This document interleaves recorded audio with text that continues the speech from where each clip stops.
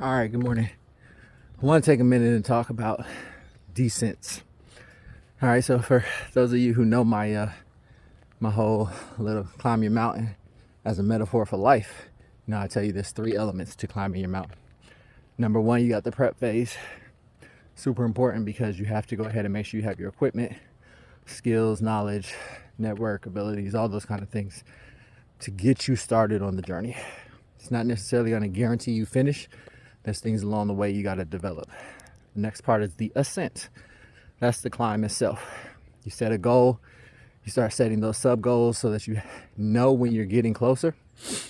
You prepare, you develop, you work through the soreness, betrayal, the hurt, the pain, and grow, becoming eventually exactly what you were trying to do. That's the summit. You got to the top. Congratulations. Here's the truth. I tell y'all this all the time. You can't stay there. Now, if this was a real mountain, you would know that there's no resupply at the top. Normally at the top of a large mountain, there's no trees, there's no cover. It's probably snow and ice, depending on which mountain you climbed. And the only food that you have is what you brought with you. So, stands to reason, you got to come down because you want to live. Too easy.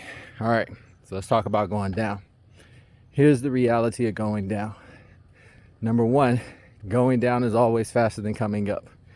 Some of y'all not gonna like that, especially when you think about it as a metaphor for life. You will strive your very best to get to the very top, whatever your industry is, your organization, your business, but downfall always comes faster. And sometimes the things we did on the up actually helps us to go down faster. Now that can be good or bad.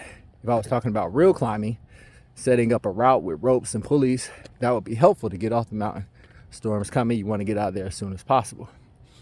But if on your ascent in real life, you went and betrayed people, stepped on people's backs, did mischievous things, took bribes, all kind of moral and ethical compromises, you can expect those things to have caused you to have a shaky foundation, and that whole house of cards basically crumbles like a Jenga block set, and down you come crashing.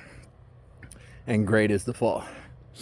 But let's say you did it the right way and you've ascended to the top morally, ethically, doing it the right way, strong and safe. Well, in that case, you still have to come down. And my encouragement and the lesson to take away from that is have a plan for that.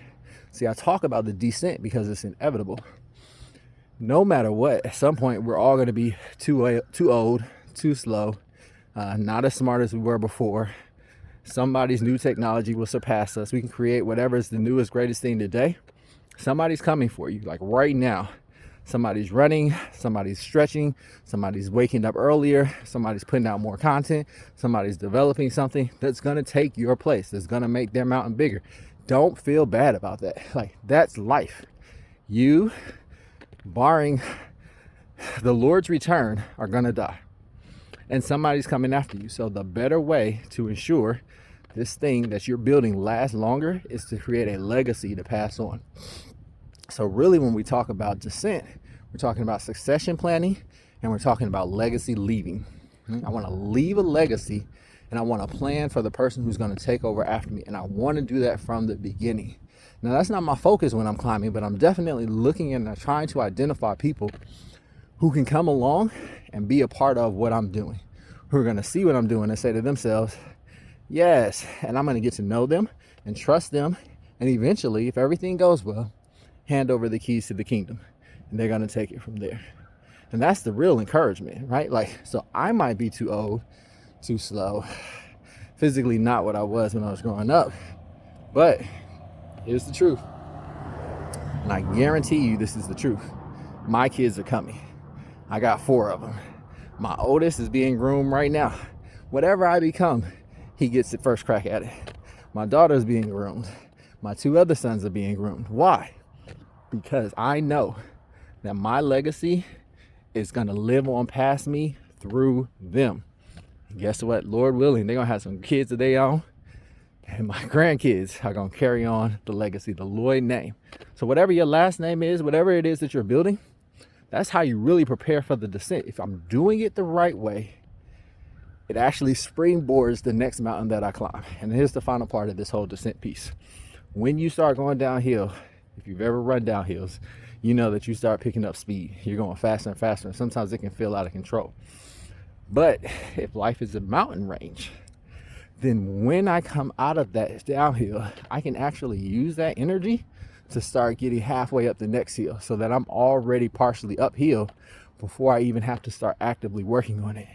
And so in the Bible, we refer to that as faith to faith, but it's using experiences from the past to springboard me into success in the future.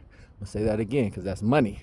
Use the experiences from your past to springboard you into the future. I didn't say the good experiences. Even if I crash and burn out, I still learn something that I can use to springboard me up. Because guess what? If I go up, I gotta come down again. So stay motivated, climb your mountain, descend your mountain properly, and climb it again one more time. Y'all be blessed. Keep climbing.